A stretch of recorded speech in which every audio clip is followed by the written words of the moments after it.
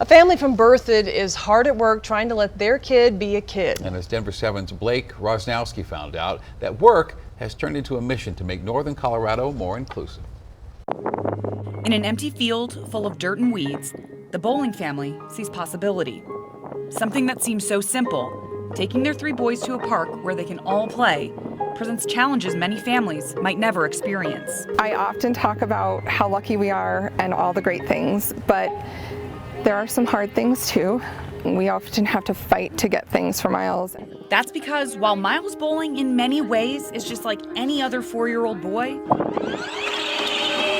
in other ways, life is not so simple.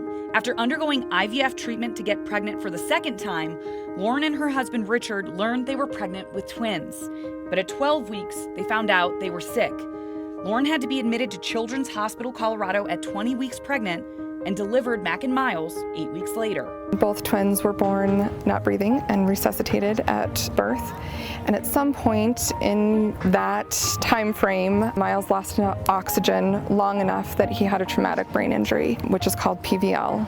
PVL, or paraventricular leukomalacia, led to cerebral palsy, something doctors told the Bowlings was a common outcome in PVL cases. What's this? Miles has not been impacted verbally or cognitively, but he does require a wheelchair full-time.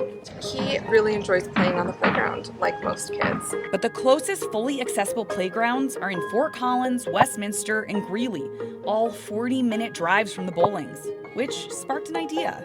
It started with a lemonade stand to raise enough money for an ADA-accessible swing. But when they blew that fundraising goal out of the water, we raised $11,000 in 2 days. They decided to aim higher with a full-scale $800,000 park that will offer a place to play for people of all abilities. Just the access and ability to play for everyone is a huge piece of your neighborhood, of your city, of loving where you live and taking care of where you live. The Berthoud Adaptive Park will have a farm theme and feature slides, frog hops, monkey bars, and even a zip line. What do you do on the zip line?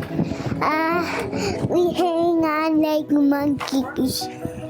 With the help of the nonprofit Cand-Aid, the family is continuing to raise money to build the playground. But they need the community's help to achieve their big goal. Cand-Aid's Treads and Trails program is really all about trying to get children off of their screens, get them outside leading healthy and active lives. So when we heard about Lauren and Miles and the fact that the closest accessible inclusive playground for Miles was 40 minutes away, I think all of us at Cand-Aid are hardwired to just roll up our sleeves, jump in, and try to make something happen. The developer in the community, Will Edwards with Edwards Development, has also committed to match up to $100,000 in donations raised by the twins' birthday, May 19th. The Bowlings hope to break ground on the playground in the fall and have it open by next spring, taking that open field and turning it into a community play space for all.